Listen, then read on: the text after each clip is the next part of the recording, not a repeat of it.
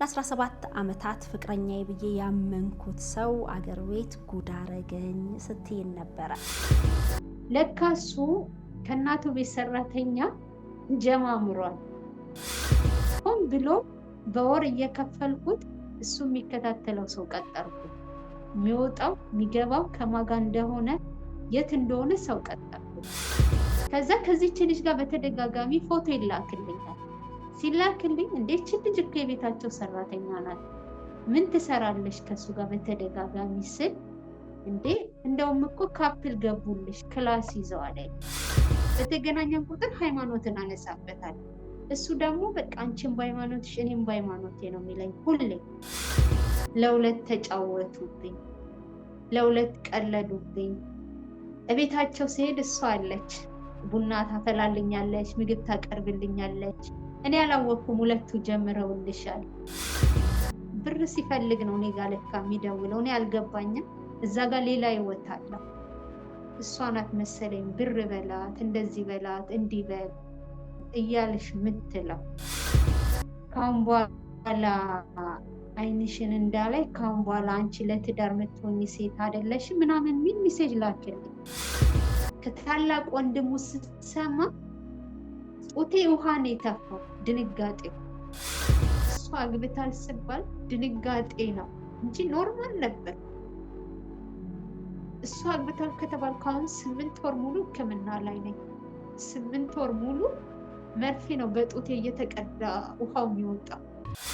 የእነሱ መርሴ ነው ወይ? ለምን አልነገራችሁኝም? ምንድን ነው ያሉት መሰለሽ? መሲ ባወቅሽ ሰዓት ወቂ ብለን ነው አሉኝ። አየሻ 8 ወር ሙሉ ያመኛል ሳስበው። ለማለት ሰው ለማለት ሰው አገር። የፕሮግራማችን አጋር ስፖንሰር ቴምር ሪል ስቴት ነው። ቴምር ሪል ስቴት ከዚህ በፊት ያስረከብናቸው ሳይቶች ምስክሮቻችን ናቸው ይላል። መሀል ፒያሳ ላይ ባለው በዘመናዊ ሞሉ ጥቂት ሱቆች ቀርተዋልና የግሎ ያድርጉ ይሉታል። እንዲሁም ከ25% እስከ 35% ታላቅ ቅናሽ ከባለ 1 እስከ ባለ 3 መኝታ የመኖሪያ አፓርትመንቶችን በሊሴና በአያት ሳይቶች ላይ ያገኛሉ። ቴምር ሪል ስቴት የፕሮግራማችን አጋር ስፖንሰር።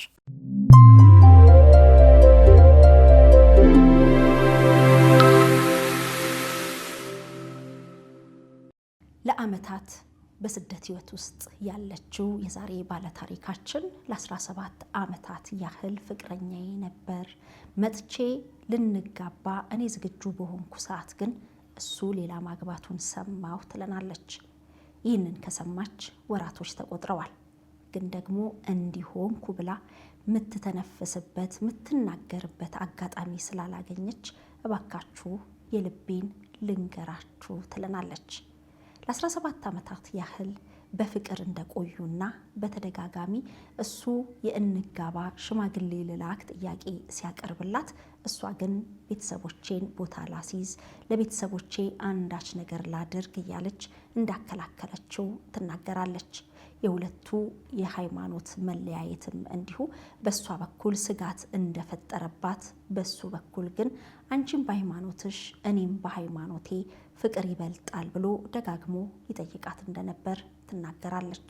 ለ17 ዓመታት ያህል በፍቅር እንደቆዩ የምትናገረው ባለታሪካችን ከጊዜ በኋላ የጸባይ መቀየር እንዳመጣና መጨረሻ ላይ ግን የቤታቸውን ወይም የእናቱን አጋዥ ሰራተኛ በትዳር እንደተጣመረ መስማቷን ትናገራለች።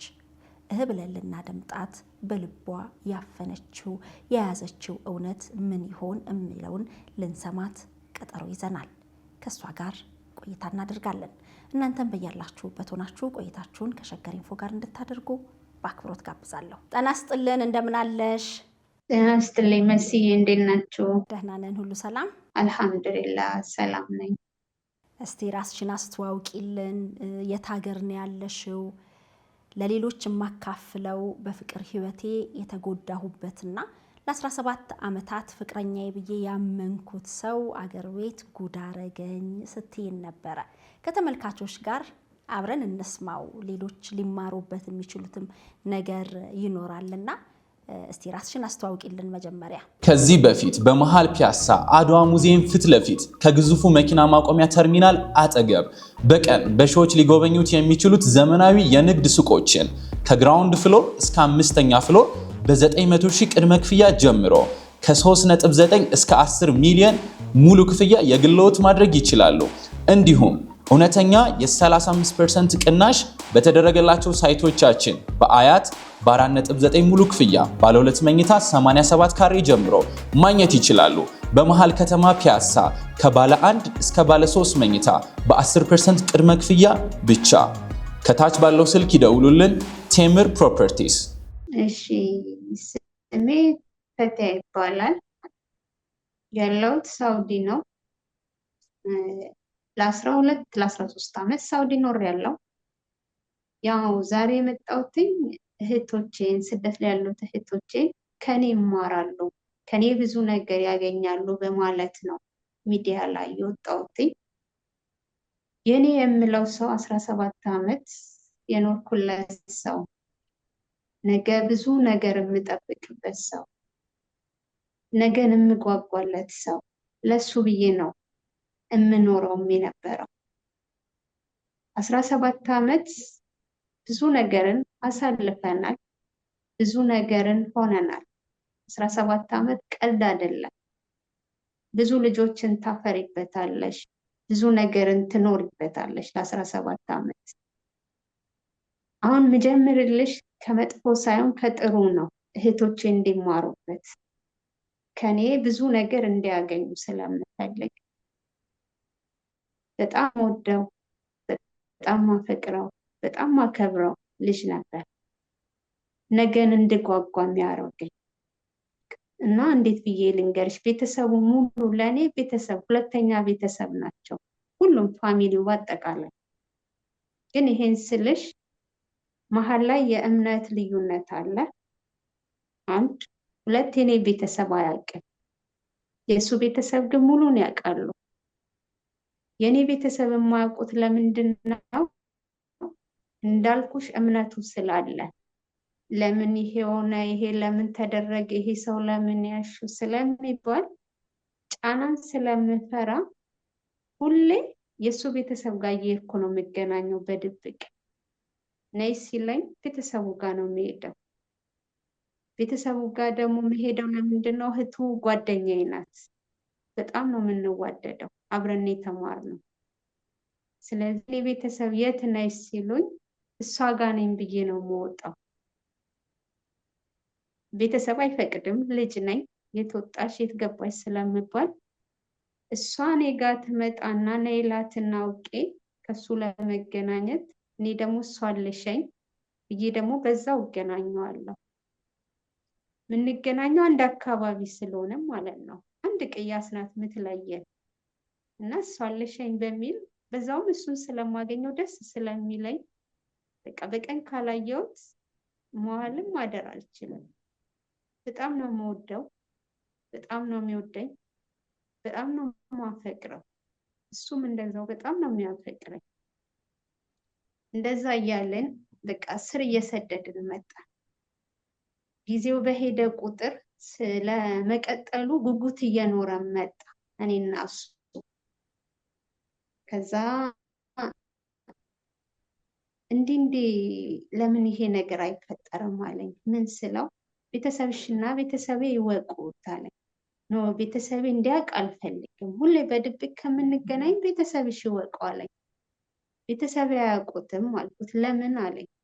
ቤተሰቤ ያወቁ ማለት እኔና አንተ ወንድ ነህ፣ እኔ ሴት ነኝ። ለአንተ እሺ ሊባል ይቻላል። ያንተ ቤተሰብ እኔን ያወቁት እኔን የተቀበሉት ወንድ ስለሆንክ ነው።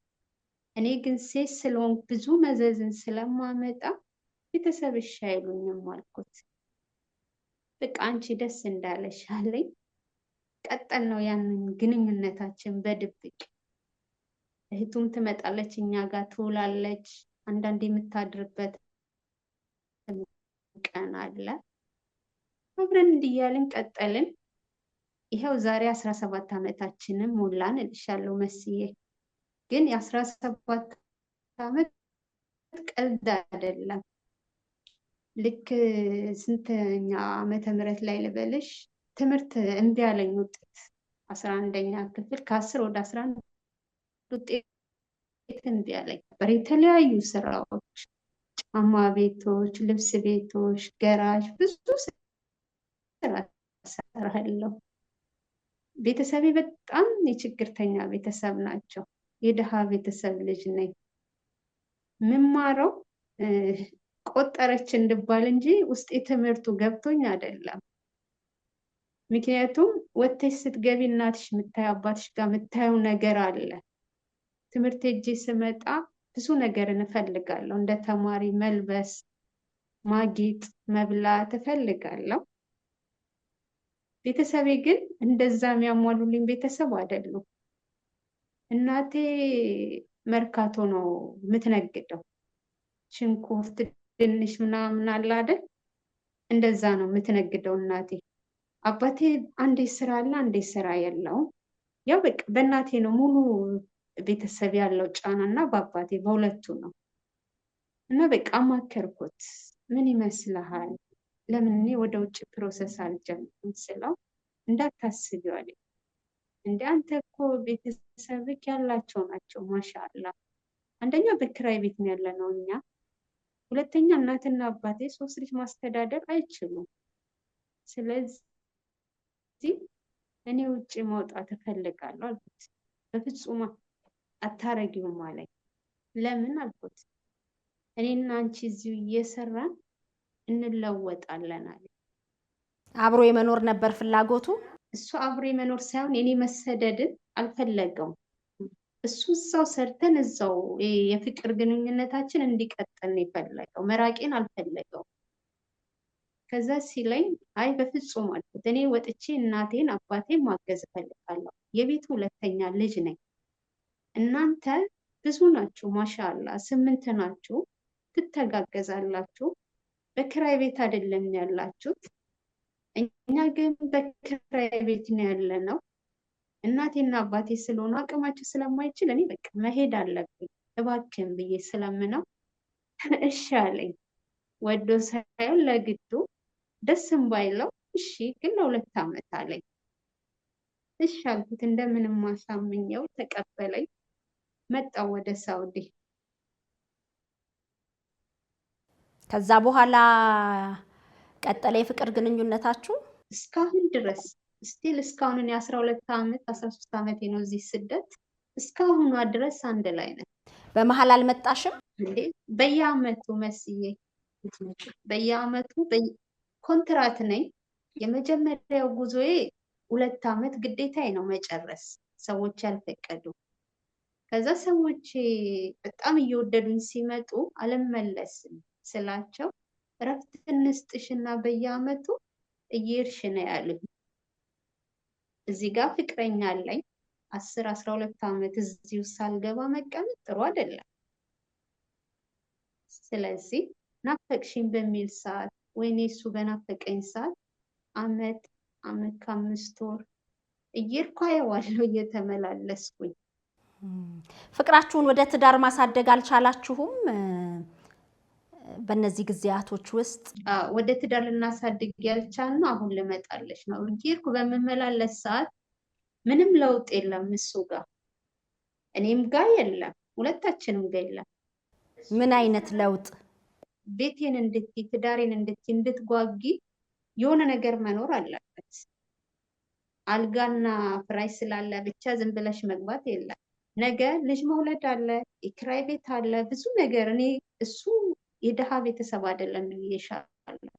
እኔ ግን ከእናት አባቴ ስለማይ እማራለሁ።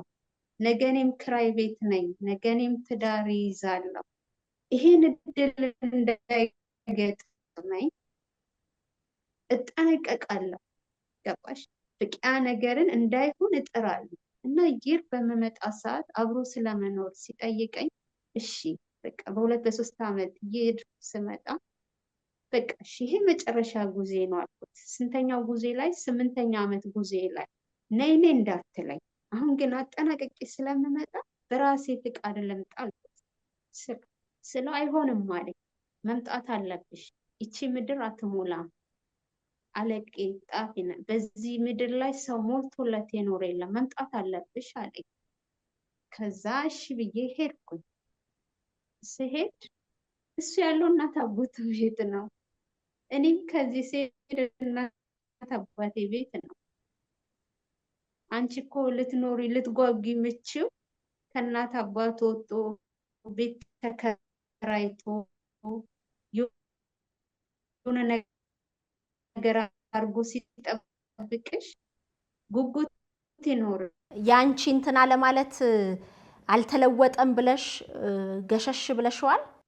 እዚህ ጋር እኮ 12 ብቻ አይደለም ለሱ ብዙ ነገርን አድርጌያለሁ። ይሄን አርጋ ልለው ምልክና የፈለገውን ያድርግ፣ እስኪ ተለውጦ ያሳየኝ ነው ምለው እንጂ እኔ ይሄን አድርግ ይሄን ውጣ ካልሽ ወንድ ልጅ አይወድም ያ ነገር።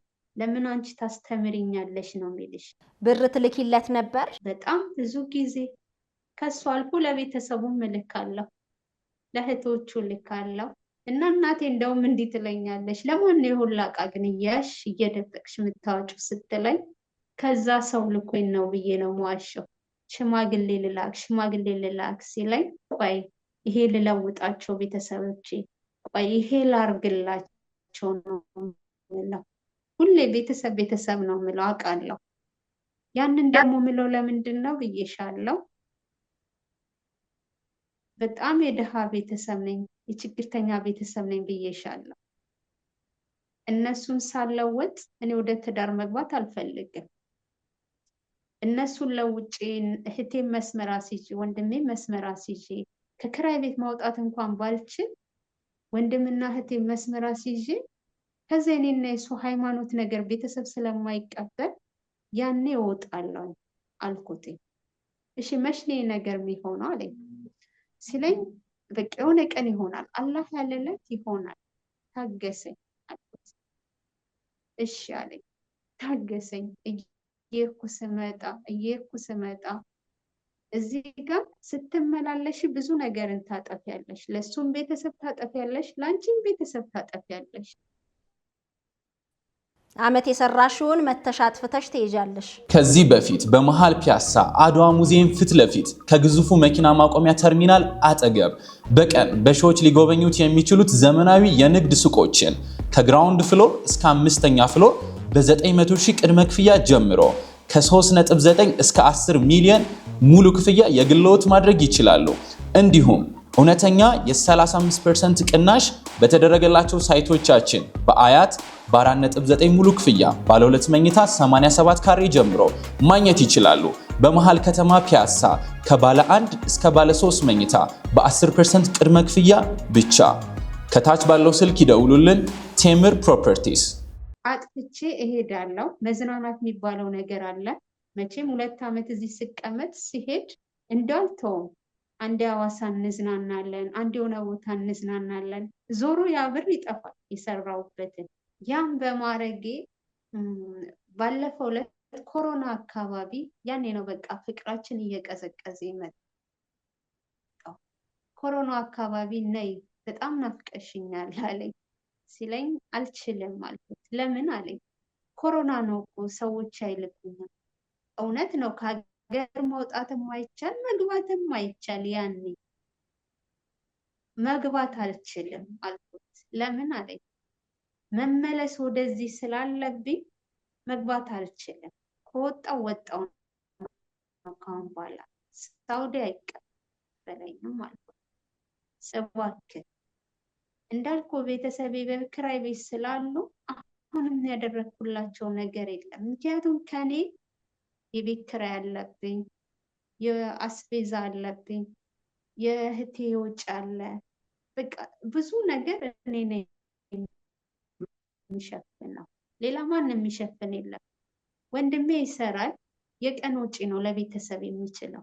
አባቴ ይሰራል፣ እድር የሆነ ነገር ይላል። ግዴታ ኃላፊነቱ ላይ ነው የተጣለው፣ እኔ ላይ ነው የተጣለው።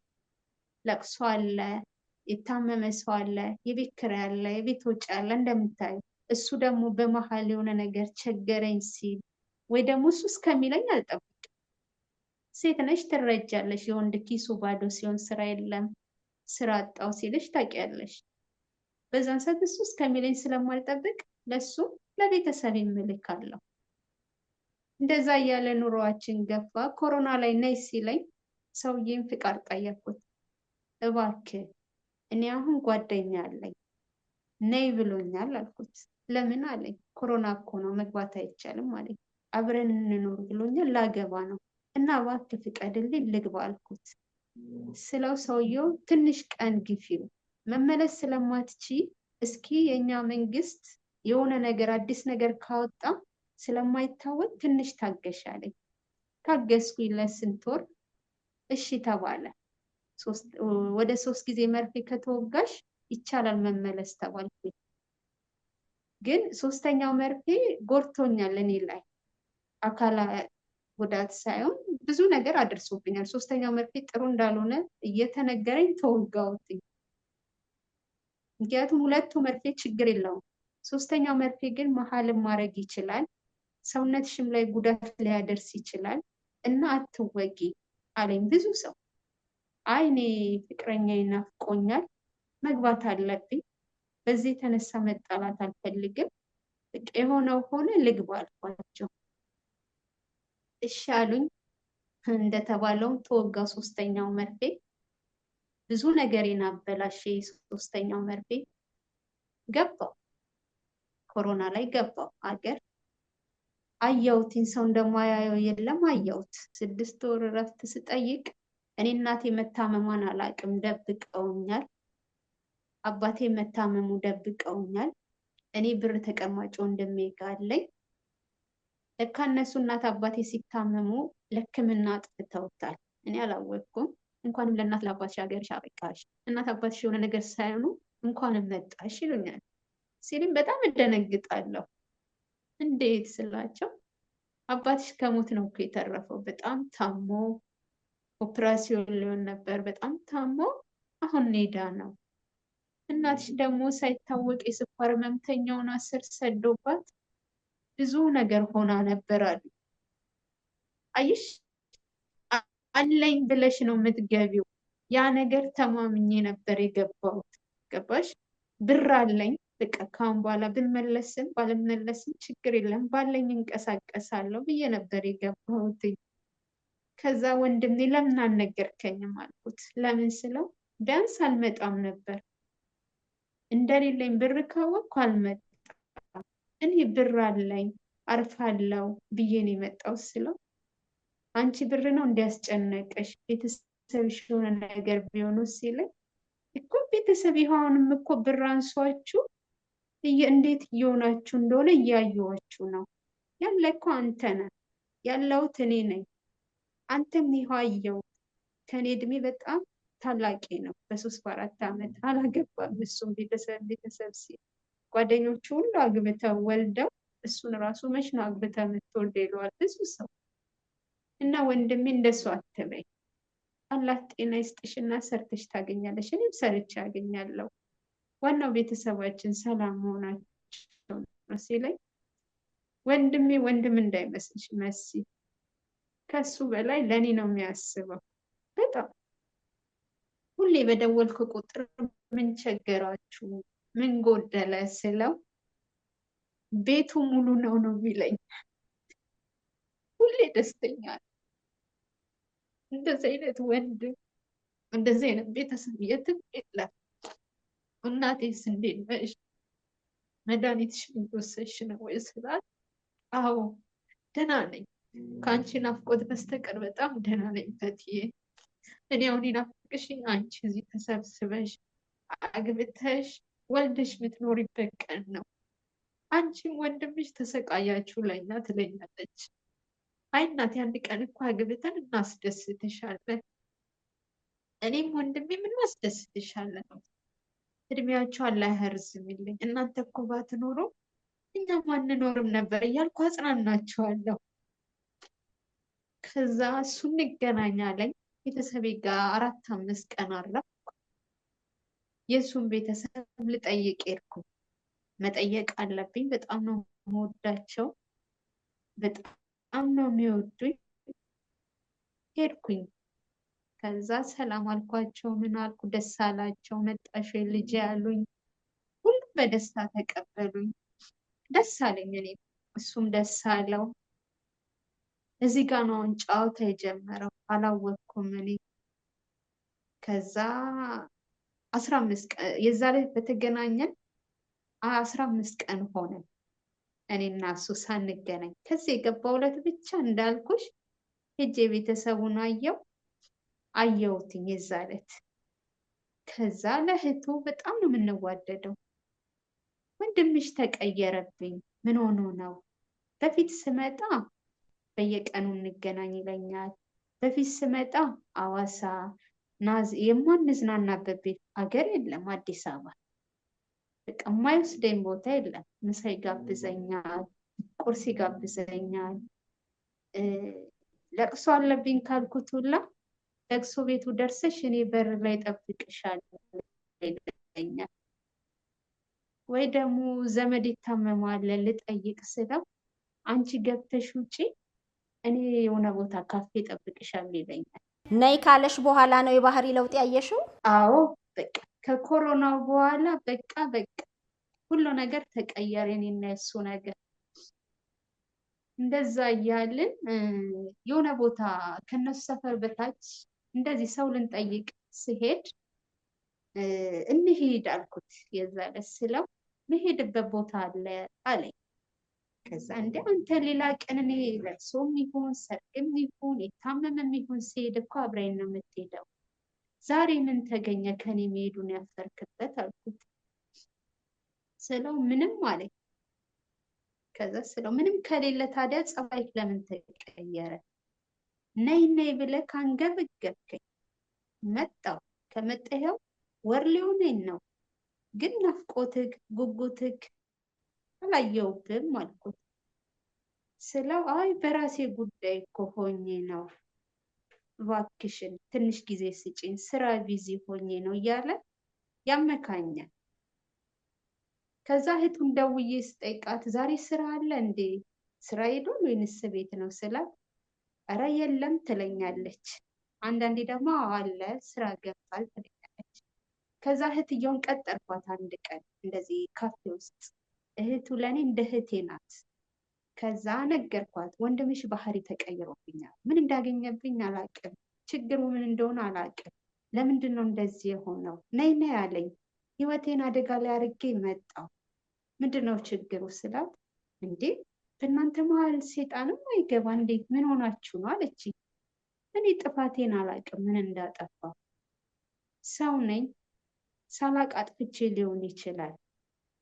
ሁሌ እሱ ደግሞ መሲ ምን ደስ የሚል ባህሪ ያለበት ትንሽ ነገር አጥፊ አይዘልሽም፣ ጥፋትሽን ፊት ለፊት ይነግርሻል። እኔ በቃ ጸጥ ነው ምለው። ከዛ መልሽልኝ፣ ዝም አትበይ፣ ሁሌ አንቺ ዝምታን ነው የምትመርጭ ይለኛል። አዎ አንተ ስትናገር እኔ ስናገር ማንደማመጥ ከሆነ ነገሩን እንዴት እንፈተዋለን? አንተ ተናግሬ ይውጣልክና እኔ ደግሞ ሲበርድልን እናገራለሁ። ባህሬ እንደዚህ ነው አልኩት። ሁሌ አንቺ ሁላ ዓመት አብሬሽ ስኖር ባህሪሽ እንደዚህ ነው አይቀየርም። በቃ ነገርን በውስጥሽ መያዝ ነው የምትወጂው አለኝ። አዎ ነገርን በውስጥ የመያዝ እወዳለሁ። ምክንያቱም ትንሽም ማጠፋ መጨቃጨቅ ትልቅም ማጠፋ መጨቃጨቅ ከሆነ ስራችን በቃ እኔ እናንተ ልንዛለቅ አንችልም፣ ዘለቄታ አይኖረንም። ከኔ ሰልችቶክ ወደ ሌላ ትሄዳለች። ስለዚህ አንተ ተናገር ይውጣልክ፣ እኔ ደግሞ ዝም ልበለው እለዋለሁ። ከዛ ስለው እኔ ላስለምድሽ አለኝ። ምን አልኩት? እስኪ ደፋሩ በራስ ተማመኝ አለኝ። እንዴ መናገር ደፋርነት ያስደርጋል እንዴ አልኩት። አዎ አለኝ። እሺ ምን ብዬ ልናገር አልኩት። በቃ እንደፈለግሽ ጩሂ፣ እንደፈለግሽ ስደቢ፣ እንደፈለግሽ በይ፣ በቃ አንቺ ትችያለሽ ነው የምልሽ አለኝ። ይሄ እኮ መቻል አለመቻል አይደለም አልኩት። ይሄ እኔ እንደፈለግኩ የምናገር መቻል አለመቻል አይደለም።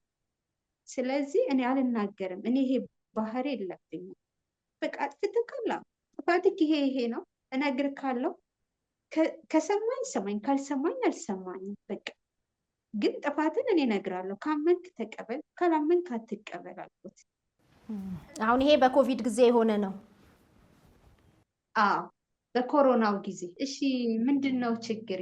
ምንድነው ጥፋቴ? እስኪ ንገረኝ። አንተ ጥፋትን አታል፣ አንተ ችግርን አታል፣ ምንድነው ጥፋቴ ስለው ሁሌ ሽማግሌ ልላክ ስልሽ ወደኋላ ትያለሽ፣ አሁንም ስለመመለስ ነው የምታወራው አለኝ። እንዴ ነገር እኮ ሳንመጣ ተነጋግረናል እንደምመለስ። እንዳልኩ አንተ እኔ ቤተሰብ አስተዳዳሪ ነኝ፣ አንተ ቤተሰብ አስተዳዳሪ አይደለም። ትችላለህ፣ ትረዳለህ። አዎ አውቃለሁ፣ ትንሽም ቢሆን ትረዳለህ። ግን እንደኛ በቤት ኪራይ አይደላችሁም እናንተ። ማሻአላ ከክፍል ክፍል አላችሁ፣ እንደፈለጋችሁ ነው የምትኖሩት። እኛ ግን በአንድ ክፍል ነው ተከራይተን ያለ ነው። ስለዚህ እኔ ሽማግሌውን ልላክ አትበለኝ። ቤተሰቤ አንድ ነገር ላስይዝና የመጨረሻ አንድ ነገር ላስይዛቸውና እነሱ የሚተዳደሩበት ነገር ሲኖር እኔም የራሴን መንገድ ይይዛለሁ። ስለዚህ እሱ ሽማግሌ ልላክ አንድ ላይ እንኑር ሲልሽ ያንቺ ፍቃድ? ቤተሰቡ ይሄ ነው የሚሉኝ፣ ሙሉ ቤተሰቡ ሁሌም። ስለዚህ አንቺ ዝግጁ አልነበርሽም?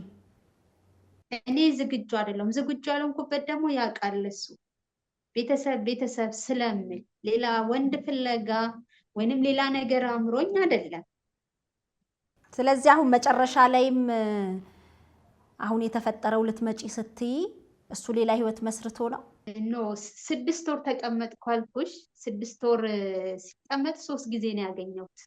ሌላ ቀን እረፍት 2 ወር 3 ወር ስሄድ በየቀኑ ነው የምንገናኘው፣ በየቀኑ። በአሁኑ ግን 6 ወር ስቀመጥ 3 ጊዜ ነው ያገኘሁት። አንዱ ቀን ከዚህ የገባሁለት፣ አንዱ ቀን ወደዚህ ልመጣ ስል፣ አንድ ቀን የእሱን ቤተሰብ ስብሰባ ሰበሰብኳቸው። ቤተሰቤ ናቸው ብዬሻለሁ፣ በጣም ነው የምወዳቸው። ወንድሙን፣ እናቱን፣ እህቶቹ ሙሉ ቤተሰብ ሰበሰብ።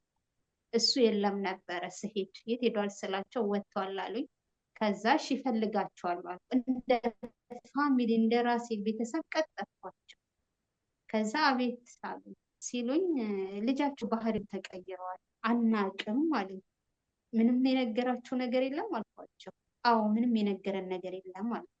እኔ ነይ አለኝ፣ አንገበገበኝ፣ መጣው። ስመጣ ግን እሱ የለም። ምንድነው ችግሩ?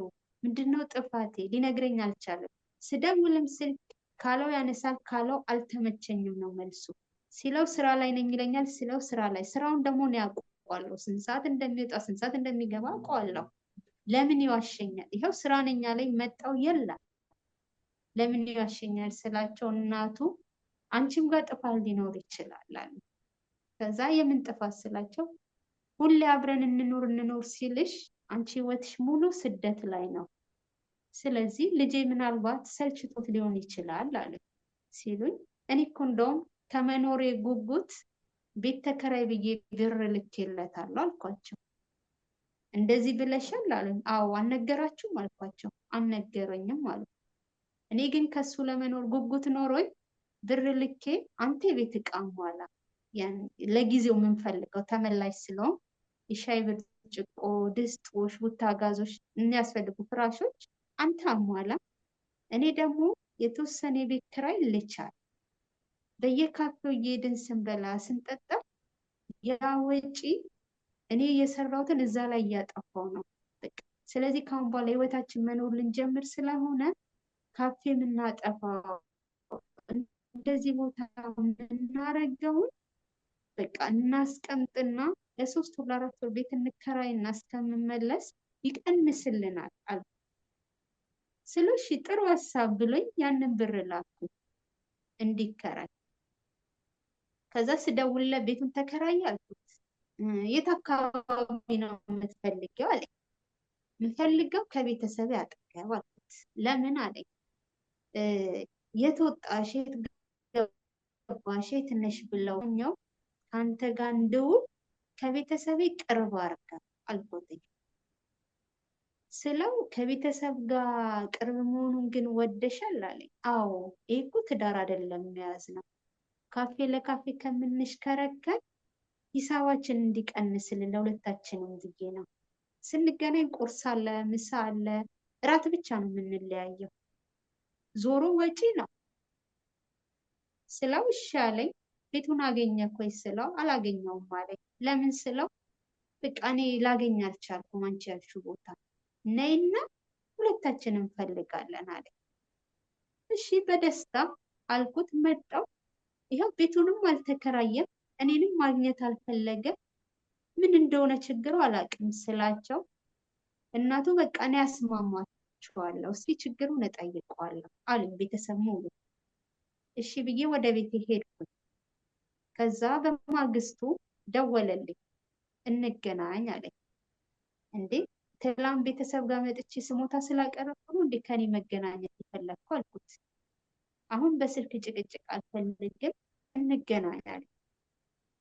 እሺ ብዬ ሄጄ ተገናኘው። አላስቻለኝም። እኔው ነኝ ስሞታ ያቀረብኩት፣ እኔ ነኝ ተበዳይ። አልገናኝም ማለት ስለማልችል ሄጄ ተገናኘሁት። ምን ሆነ እኔ ዘጋኝ ስለው በራሴ ጉዳይ ቢዚ ሆኜ ነው አለኝ። እኮ ምንድነው ቢዚ ያደረገ ከኔ መራቅ? ምንድነው ያጎደልኩት? እኔ እየተጸጸትኩ ነው። እኔ ያጠፋሁት ጥፋት ካለ ሳላቅ የተናገርኩ ነገር ካለ ንገረኝ። ይኸው ለአመት ያደረግኩት ነገር የለም አልልም። ብዙ ነገር አድርጌያለሁ። አንተም እንደዚህ ያደረግክ የለም አልልም። ስለዚህ ያኔ ለ6 ወር ከሳውዲ በመጣሽ ጊዜ ከሱ ጋር የተገናኛችሁት 3 ቀን ነው። ለዚህም እንደ ምክንያት የተቀመጠው ሽማግሌ ልላክ ትዳራችንን እንያዝ ብሎ ሲልሽ አንቺ ገና ቤተሰብን ቁም ነገር አላደረስኩም የሚል ሀሳብ ስለነበረሽ ነው። ስለዚህ ተመልሰሽ ሄድሽ። ከዛ በኋላ አሁን ነው ልትመጪ የተዘጋጀሽው ወይስ በመሀል መተሽ ነበር? ኖ በመሀል ልመጣ ስል እሱ ለወንድሜ እንዳትነግሪው አለኝ። እዚህ ጋር ልነግርሽ የምፈልገው ለወንድሜ እንዳትነግሪው አለኝ። ምንድነው የምነግረው አልኩት። ተገናኝተን ለ1 ሰዓት አልተቀመጥም። ወዲያው ምግብ አዘን ይጨቃጨቀኛል። የመነሳት ውስጡ ፍላጎት አለው፣ ከኔ መቀመጥ አልፈለገም። ከዛ ለወንድሜ እንዳትነግሪው አለኝ። ምን ስለው በቃ የምሄድበት ጉዳይ አለኝ፣ እንደተገናኘንና ነገሩን እንደፈታ ነው እኔና አንቺ ጥሩ እንደሆንን ንገሪ እንጂ አሁንም መሀላችን ችግር እንዳለ እንዳትነግሪው አለኝ። ወንድሙን ይፈራዋል፣ ታላቅ ወንድሙን የቤታቸው። ከዛ እኔ አልገባኝም። እሺ ብዬው ቻው ተባብለን ነገ እንገናኝ ብሎኝ ሄደ። እኔም ወደ ቤት ሄድኩኝ። ከዛ ስለካ እሱ ያልሆነ ነገር ውስጥ ገብቷል። አልተረዳውም። በቃ መመለሻ የደረሰ ቤተሰቡን ሄጄ ቻው አልኩኝ። ተሰናበትኩት እሱን። ስመለስ ግን ተነጋግረናል። ይሄ መጨረሻዬ ነው፣ ህይወታችን የምናስተካክልበት፣ አንተም ሽማግሌ የምትልክበት፣ እኔም በቃ ካሁን በኋላ ስደት በቃኝ ብያለሁ ስለው ከመሄድሽ በፊት ግን ሽማግሌ ልላክ አለኝ። አሁንም ልመጣ 15 ቀን ወር ሲቀረኝ ሲል ልሂድና እዛ ለአባቴ ላማክረውና ሽማግሌውን ትልካለህ አልኩት። ለምን አለኝ። አሁን ለምን አልፈለግሽ አንቺ እዚህ ሆነሽ አለኝ። አሁን ያልፈለግኩት ነገር ሽማግሌ ሲላክ መሲ ቤተሰቤ ላይ ይቀበሉ ይችላሉ አይደል? ምክንያቱም እንዳልኩሽ ሃይማኖቱ ስላለ አይቀበሉ። በዛን ሰዓት ወንድሜ ምንድነው የሚያደርገው? እኔ የራሴን ቤተሰብ ጸባይ ስለማውቅ አንቺ ሃይማኖታችን ያልፈቀደውን ሰው መርጠሻል፣ ህይወትሽን ጀምሪ፣ ውጪ ከህይወታችን ነው የሚለኝ ወንድሜም ሆነ አባቴ። ምንድነው የፈለግኩት?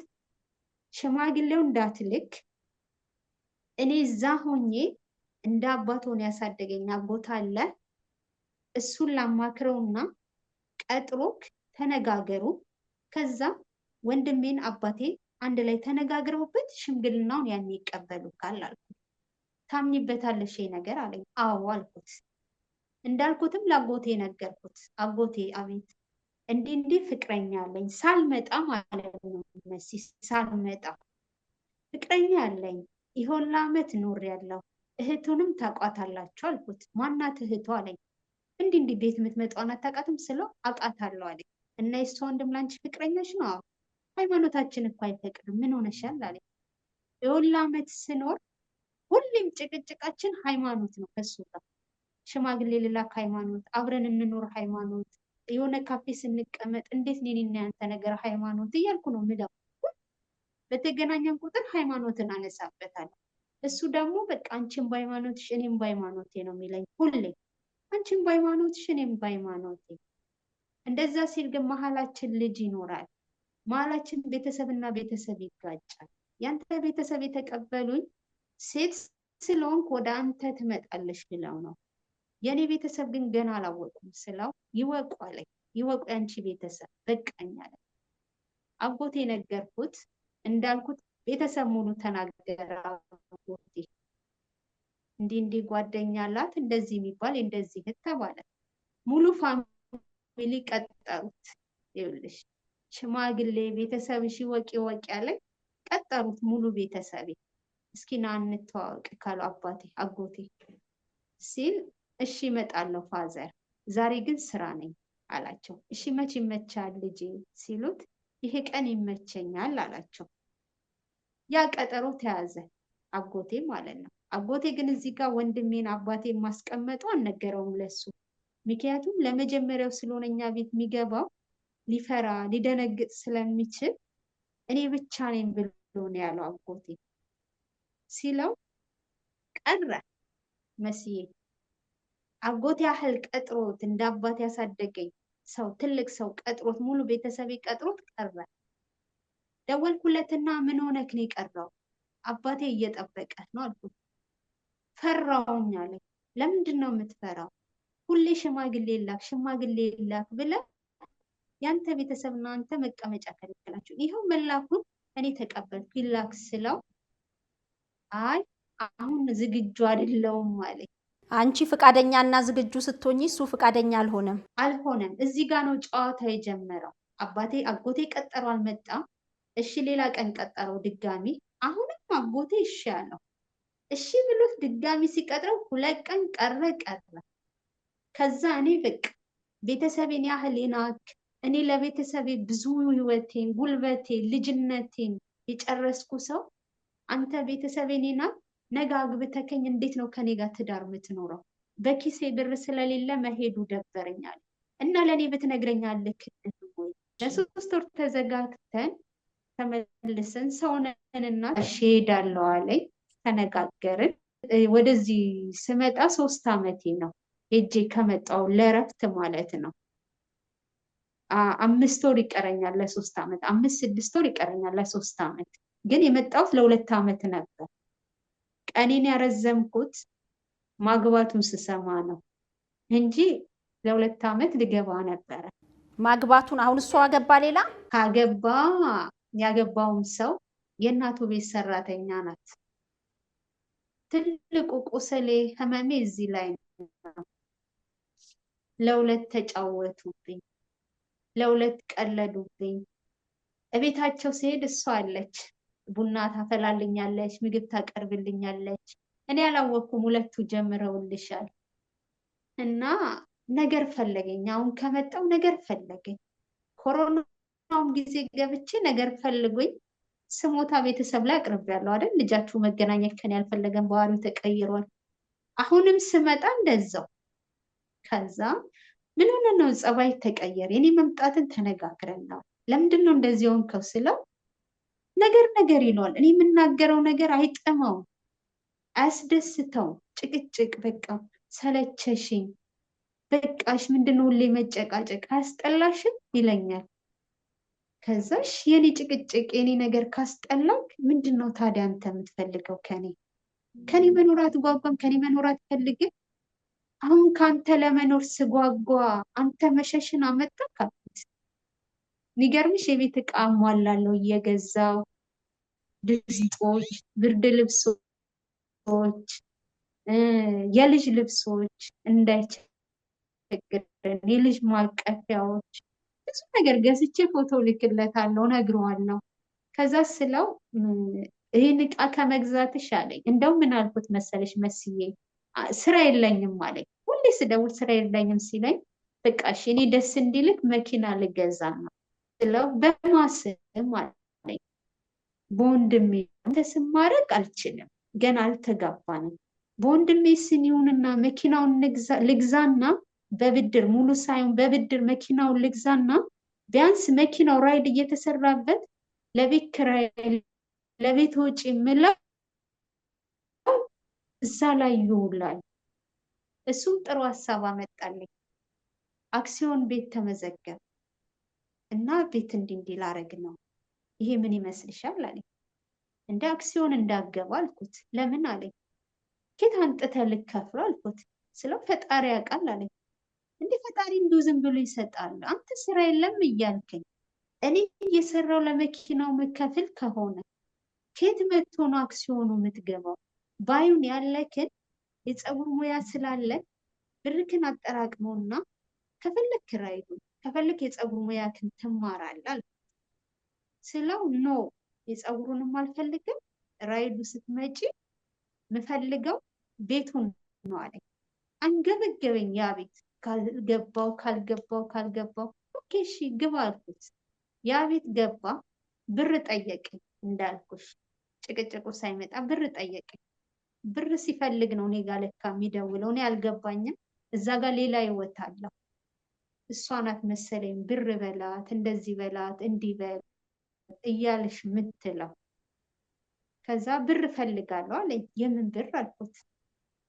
ቤቱ ላይ 50 ሺህ ጎደለ ለጊዜው ለአሁን እና 50 ሺህ ላኪልኝ አለኝ። እንደ አንተ ባለፈው ለቤት ኪራይ ብዬ ላኩት ብር እኮ ገብቼ የተወሰድክ ስለው አጠፋው አለኝ። የት ነው ያጠፋው ስለው ለእህቱ ነገራት። እንዲያልኳት እህትየው ወንድምሽ እኮ ከመጓጓት የተነሳ ቤት ተከራይ ብዬ ብር ልኬለት ቤቱን አልተከራየም። ብሩን የት ነው ያደረገው ስላት ፈርቶሽ ነው ሊነግርሽ አለች። ቀጥሮኝ ጠፍቶ ማለት ነው። ፈርቶሽ ነው ሊነግርሽ ዛሬ ያልመጣው ለዛ ነው አለች።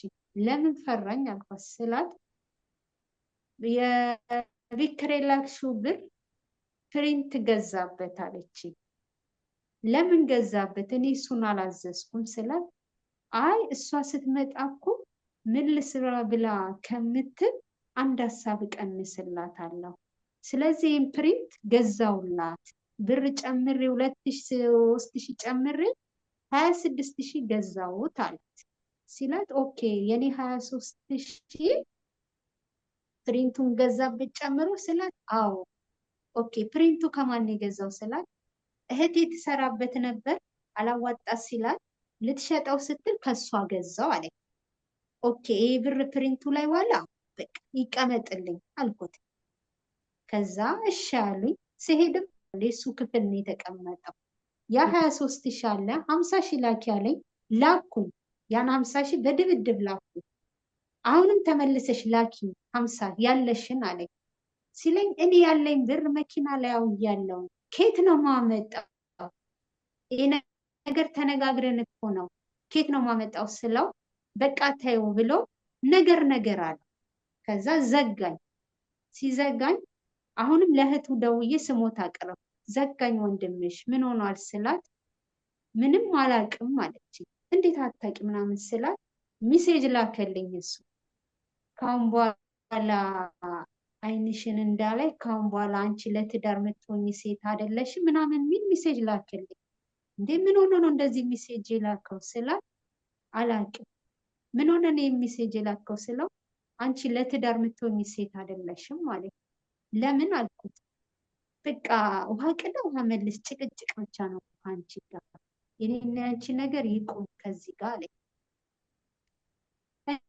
እኔ እንደሌላ ቀን መስሎኝ እሺ ከሄድኪ ከመጣና ብዬ ችላ አልኩት። እንደሌላ ቀን የምንጣላ የሚመለስ መስሎኝ ችላ አልኩት። ለካ እሱ ከእናቱ ቤት ሰራተኛ ጀማምሯል። አሁን ነው የሰማሁት። አሁን 8 ወር 9 ወር ሆኖታል። ከዛ የሆነ ሰው እንዲከታተሉ አደረኩ። ጸባዩ ሲቀያየርብኝ እንዲከታተሉ አደረኩ። ሆን ብሎ በወር እየከፈልኩት እሱ የሚከታተለው ሰው ቀጠርኩ። የሚወጣው የሚገባው ከማጋ እንደሆነ የት እንደሆነ ሰው ቀጠርኩ። ያ ሰው ግን በትክክል ይከታተልልሻል? የሚከታተልኝ ሰው በየቀኑ የነገረኝን ሰው ማለት ነው። የነገረኝን ሰው መናገር ስለማልፈልግ በዚህ ነው የያዘው። ስለዚህ ያ ሰው እንዲከታተልልኝ ምን እንደሚበላ ምን እንደሚጠጣ እያንዳንዱ እንቅስቃሴ ይነገረኛል። ከዛ ከዚህች ልጅ ጋር በተደጋጋሚ ፎቶ ይላክልኛል። ሲላክልኝ እንዴት ልጅ እኮ የቤታቸው ሰራተኛ ናት ምን ትሰራለች ከሱ ጋር በተደጋጋሚ ስል እንዴ እንደውም እኮ ካፕል ገቡልሽ ክላስ ይዘዋል። እንዴ ከሷ ጋር ስለው ከሷ ጋር ካፕል ካፌ ውስጥ አብረው ሲበሉ ካፕል ሲይዙ ልክ ሰፈር ሲደርሱ መንገድ ላይ እንደተገናኙ ነገር እሷን ያደርስና እሱ ይመለሳል ወደ መንገድ። ቪዲዮን ሁላ ሲላክልኝ ማለት ነው። እሷን መንገድ ላይ ያደርስና እሱ ይመለሳል። እሷ የእናቱ ቤት ሰራተኛ ከሆነች ይቅርታ አድርጊልኝና የእናቱ ቤት ሰራተኛ ከሆነች እንደ ልብ የመውጣት የመግባት ከሱ ጋር የተለያዩ መዝናኛ ስፍራዎች የመታየት እድሉ አላት ማለት ነው ወይስ ከዛ ቤት ለቃለች? ኖ ሰፊ ነው እድሉ አላት። ምክንያቱም እንደ ሰራተኛ አያዩዋትም፣ እንደ ቤተሰብ ነው የሚያዩት። ሰራተኛ እኮ ከሆንሽ 24 ሰዓት ትያዣለሽ። እሷ በሳምንት እሑድ እረፍት አላት፣ ምንም ስራ አሰራ። በዛ ላይ ደግሞ ጓደኞች የማታ ተማሪ ናት። የማታ ትምህርት አለኝ ብላ ትወጣለች። በዛ ላይ ደግሞ ጓደኞች ጋር ቀጠሮ አለኝ፣ ቸርች ቀጠሮ አለኝ፣ እንዲህ ያለብኝ እያለች መውጣትን ታበዛለች። አንድ ላይ ሁላ እኔ ያወቅኩት እሱም እሷም አንድ አይነት ልብስ ለብሰው ፎቶ ሲላክልኝ የፍቅረኛ ማቾች አላ ማች የምትለብሹ አንድ አይነት ማች ልብስ ተላከልኝ። በቃ ህይወታቸውማ ጀምረዋል። እቺ ልጅ የቤት ሰራተኛ እንዴት አንድ አይነት ልብስ ስል ያ ልጅ ቤት እኮ ተከራይተው ወጥተውልሻል አለኝ። አብረው መኖር ጀምረዋል። አብረው መኖር ለካ ጀምረዋል። የኔ ያንቺ የምትይው ሰው አለኝ። ስሙ የኔ ነው ምለው እንደው የኔ ስለው አዎ አብረው ጀምረዋል። ከማን ጋር? ሰራተኛ ከምትያለሽ ጋር። አላመንኩም። ወዲያውም ወደ ወንድሙ ደወልኩ። ታላቅ ወንድሙ ይፈራዋል ያልኩሽ ደውዬ እውነትን የሰማሁት ነገር ወንድም ካገባ ስለው እኛም ጉዳችን አሁን ያወቅ ነው አለ። ለዛ ነው ከኔ ጋር ነገር ያለው ስለው አዎ ማለት እሱ የነገረን ግን ለቤተሰቡ ነው። አሁን እዚህ ጋር ህዝብ እንዲያውቅልኝ የፈለኩት እውነት እንዲወጣልኝ ነው የምፈልገው። እሱ ያለው ሀገር እኔ ያለሁት ስደት ቤተሰቡ ሙሉ አሳምኗል። እኔ ጥፋተኛ፣ እኔ በዳይ፣ እኔ ከሱ ጋር መኖር ያልጓጓው ይመስል፣ እኔ ፍላጎት የሌለኝ ይመስል ምን ሆናችሁን የተለያያችሁት ሲሉት እናቱ እቺ ለትዳር የምትሆን ሴት አይደለችም። በጣም ቁስል የሆነ ንግግር ነው የምትናገረው። የማይረሱ ከውስጥ የማይጠፉ ቃላቶችን የጣለችብኝ። ስለዚህ እቺ ሴት አትሆነኝም ብሎ ይሄ መልስ ነው ለቤተሰብ የሰጠው። እሺ ሁላ ዓመት ስኖር የኔ መጥፎነት እንዴት አልታየው? ዛሬ እንዴት የኔ መጥፎነት ታየው? ከኔ በተጣላ እኔ ሰማሁት። ከኔ በተጣላ ጭቅጭቁ በስድስተኛ ወሩ ነው አግብቷል የሚባል ስሰማ ወንድሙን የጠየቁት። ከሱ አረጋገጥሽ በትክክል ማግባቱን? በደንብ ከታላቅ ወንድሙ ስሰማ ጡቴ ውሃ ነው የተፋው። ድንጋጤው በሽታም የጀመረኝ ይሄ ጋ ነው። አሁን ስናገረው እንደ ቀልድ ይታያል እንጂ ከዚህ በኋላ ነው በጣም ብዙ በሽታዎች የሚፈራረቅብኝ። ወንድሙ ሰው ሲነግረኝ አላመንኩም። አግብቷል ሰራተኛ ስባል አላመንኩም። ወንድሙን ስጠይቀው አግብቷል ሲለኝ ማስረጃ ወረቀቱ አለኝ ሐኪም ቤቱ። እሱ ባለኝ በሶስተኛው ቀን ጡቴ መጥፋት ጀመረ። ድንጋጤ ተወጣጠረ፣ አበጠ፣ ይተፋል። ምን ከድንጋጤ ጋር የሚያያይዘው ነገር አለ? የጡት ህመም አለው። አሁንማ በሕክምና ተረጋገጠልኝ። ቁጭ አድርገው ጠየቁኝ። በተደጋጋሚ ሐኪም ቤት ስሄድ ችግሩ ምንድን ነው? ይህ ነገር ለምን ሊመጣ ቻለ? ለምንድን ነው የሚያመኝ? እኔ እንደዚህ አይነት ነገር በዘሬ የለም ስላቸው ሰዎች እንደውም የሚፈሩት ካንሰር መስሏቸው ነበር። ያኔ እንደውም ለደውዬ እባክህ መሲን አገናኘኝ፣ እባክህ ፈልጋታለሁ፣ ህይወቴ አደጋ ላይ ነው ያለው፣ መሲን አገናኘኝ ያልኩት። ለምንድን ነው አንቺን የፈለግኩት? ዶክተሮቹ ካንሰር ነው እያሉኝ በቃ አስፈራሩኝ። ታዲያ ይሄ ነገር የጀመረኝ እሷ አግብታል ስባል ድንጋጤ ነው እንጂ ኖርማል ነበር። እሷ አግብታል ከተባልኩ አሁን 8 ወር ሙሉ ህክምና ላይ ነኝ። 8 ወር ሙሉ መርፌ ነው በጡቴ እየተቀዳ ውሃው የሚወጣው። ምንድን ነው አሉሽ አሁን ህመሙ? ድንጋጤ፣ ጭንቀት፣ ውስጥሽ አውጥተሽ ማትናገሪው ነገር አለ አይደል? የምታብሰለሲው እሱ ነው አሉኝ። እና እሺ እንዴት ነው የሚጠፋልኝ? እንደውም እኔ ካንሰር አለመሆኑ በጣም ነው ደስ ያለኝ። ሁሌ መርፌ ሰለቸኝ፣ ሁሌ መርፌ እያመመኝ ነው ስላቸው ምንድን ነው የሚያስጨንቅሽ አሉ ሲሉኝ የኔ የምለው ሰው አሁን ልገባና ላገባው ያልኩት ሰው አገባ ተባልኩ። ከዛን ቀን ጀምሮ እኔ በሽታ በቃ የሚፈራረቅብኝ ስላቸው እንደዚህ ያደርጋል እና ምን ማድረግ ነው ያለብሽ? ራስሽን ማጠንከር፣ በቃ ራስሽን እንትን ማድረግ ኖርማል። ይሄ ነገር ሰው ላይ ይደርሳል፣ መካል አንቺ አይደለም የተጀመረው። ስለዚህ በቃ ህይወትሽን፣ ልብሽን ክፈችው፣ ውስጥሽ ያለው ነገር አውጪው፣ ከዛ ትድኛለሽ ሲሉ እኔ ያመመኝ ህመሙ ሳይሆን ለቤተሰቡ የተናገረው ነገር ገብቶሻል መሲ? እዛ ጋር ለቤተሰብ ያለው እኔ በዳይ፣ እኔ ለሱ ክብር የሌለኝ፣ እኔ ለሱ ቦታ የሌለኝ፣ ትዳርን የማልፈልግ ሴት ባለጌ ታውቂያለሽ። እዚህ በቃ እንደፈለግኩ የምሆን ሴት አድርጎ ነው ለቤተሰብ የተናገረው። ለምን? እሷ ስደት ናት፣ እሱ ሀገር ነውና ቤተሰብ ያምነው እሱ ነውና ዋሽተሽ መናገር አለብሽ። ፈጣሪ የለም እንዴ? አንድ አላህ እኮ አለ። ምንሰራው ምናደርገውን ሁሉን አዋቂ እኮ ፈጣሪ አለ። እኔ እያመመኝ ያለው ቤተሰቡ እንዲያውቁልኝ ነው የምፈልገው። እኔ በድየው አይደለም፣ እኔ ከጀው አይደለም፣ እኔ ከሱ ጋር መኖር ሳልፈልግ ቀርቼ አይደለም። አውቃለሁ አይመለስም ካሁን በኋላ የኔ አይደለም። ግን እኔ እና እሱ መለያየት ካለብን በፍቅር በሰላም ነው መሆን ያለበት መሲ። እኔ በጥል አልፈልግም። ማለት ማስተላለፍ የምትፈልጊው ነገር አለ ለሱም ሆነ ለቤተሰቡ? ይሄ ነው ልል የምፈልገው። ይወቁልኝ ቤተሰቡ። እኔ እና እሱ የተጣላ ነው እኔ በምናገረው መጥፎ ንግግር አይደለም። እኔ እና እሱ የተራራቅ ነው በዚያ። እሺ እኔ መጥፎ ንግግር በተናገርኩ ከሆነ እንዴት እኔ እና እሱ በተጣላን በ6 ወር ያገባል መሲ? እኔ ሰማሁት እኔ እና እሱ በተጣላ በ6 ወሩ አገባ ተባልኩኝ። ለምን? እሺ ሀገር ገብቼ ለ6 ወር ስቀመጥ ለምን መገናኘቱን አልፈለግም? እኔ እኮ ለቤተሰቡ ነግሬያለሁ፣ ልጃችሁ ምን አድርጌያለሁ ብያለሁ። ለካ እነሱ ያኔ ነው ግንኙነት የጀመሩት። ቤተሰብ አላወቀ፣ እኔ አላወቅኩም። ለካ እሱ ቤት አክሲዮን ተመዝግቤያለሁ፣ ከአንቺ መኖር ጓጉቻለሁ እንዲህ የሚለኝ ለካ ከእሷ ጋር ህይወቱን ጀምሮ ነው። ከእሷ ጋር ለመኖር ጉጉት ኖሮት ነው። እሺ መሲ እኔ ጥፋተኛ ነሽ፣ አንቺ በዳይ ነሽ፣ አንቺ ነገር የአንቺ ጥፋት ነው የምትይኝ ከሆነ አንቺ እዛ ላይ ላይፍሽን እንደፈለግሽ ነው የምትቀጭው። ስንት ወንዶችን ታውቂያለሽ አለኝ። እንደዚያ ሲለኝ ማለት አልኩ በአንቺ ዙሪያው ስንት ወንዶች አሉ አለኝ። እኔ በህይወቴ ከአንተ ውጭ ማንም ሰው የለም፣ እማውቀውም ሰው የለም ከአንተ ውጭ አልኩት። ስለው እንዲማ ሆነሽ አይደለም የምትመላለሽ፣ የሆነ ነገርማ አለሽ እዛ ሀገር አለኝ። ሲለኝ ምን አለ እንዳፍክ ባደረገው።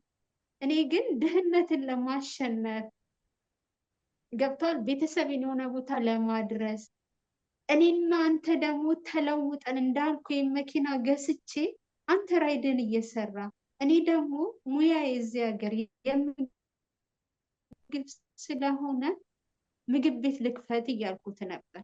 አንቺ ምንድን ነው የምትሰሪው ሲለኝ እኔ ምግብ ቤት፣ እዛም የምሰራው ምግብ ቤት ስለሆነ እኔ ምግብ ቤቴ፣ አንተ ራይድክን ነው የምለው።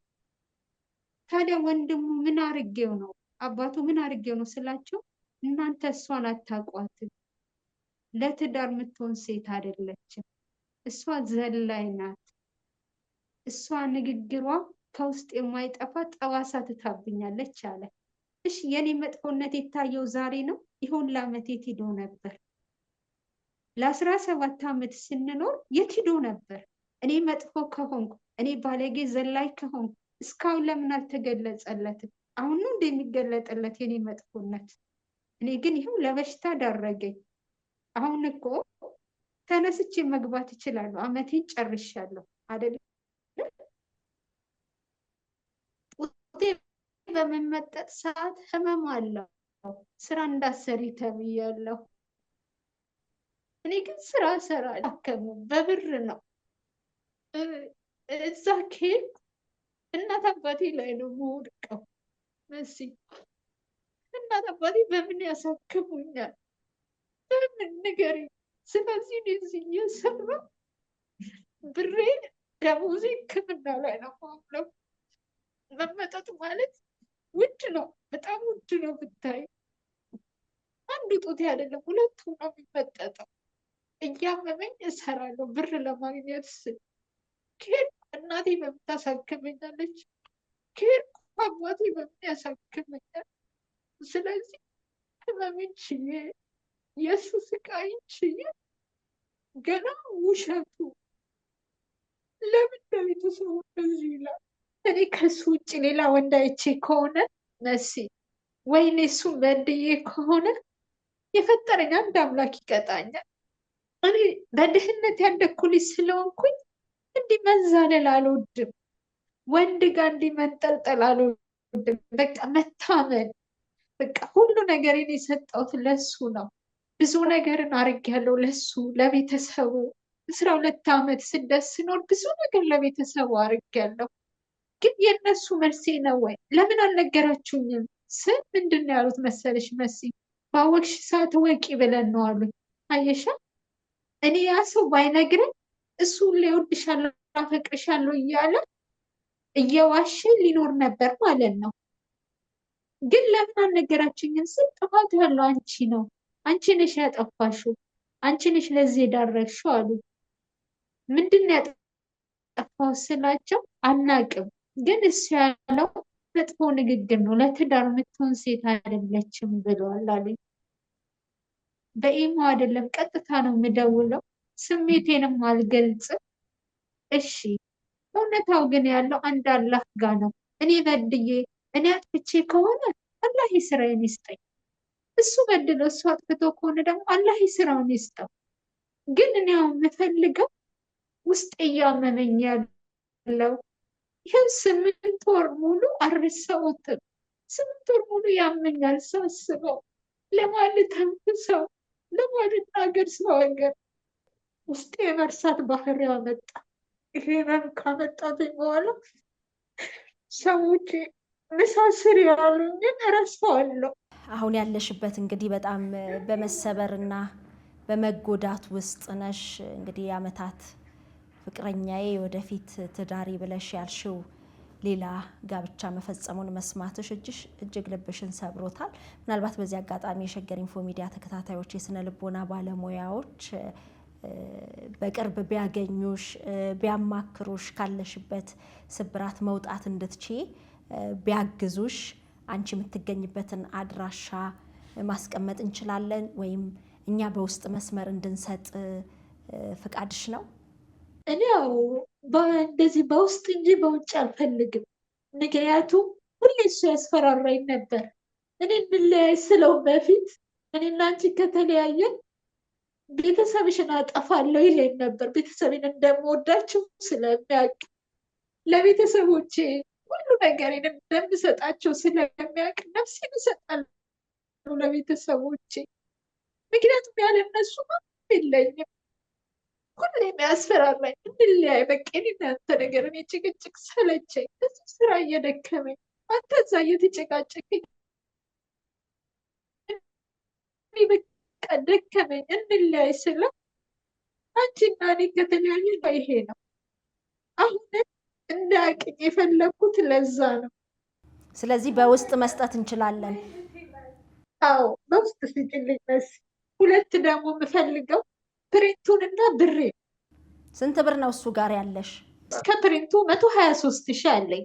ፕሪንቱ ቀርቶ 123,000 እሱ ጋር አለኝ እኮ። አሁን እሱ በምንድን ነው የሚጠየቀው? አንቺ አሁን ማንነትሽን ለመለየት አዳጋች ነው። በምንድን ነው የምንጠይቅልሽ? አይቶ ብር አለብኝ እንዳይል ለይቶ ያውቅሻል ብዬ አላስብም። ታሪክሽን ስለሆነ እያጋራሽ ያለሽው በምን መልኩ ነው? ወይስ በህግ የመጠየቅ አግባብ ካለ የህግ ባለሙያዎች እንዲያግዙሽ ነው የምትፈልጊው? ጠበቃ ፈልግልኝ በቃ።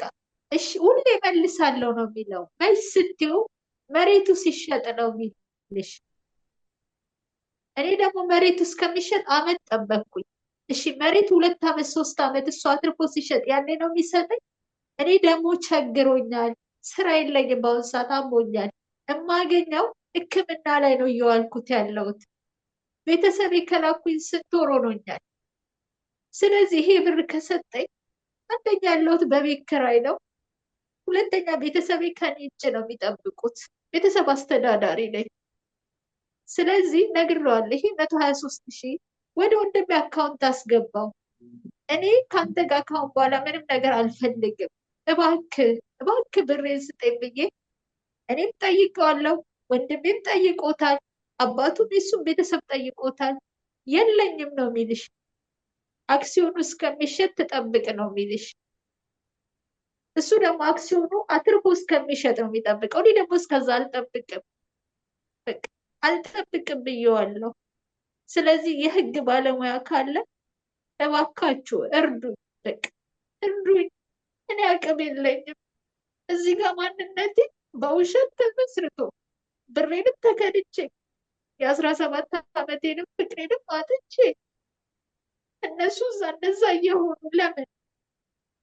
ሁለት ቤተሰቡ ከሰሙት ያውቃሉ፣ በስሜ ብቻ ያውቁኛል።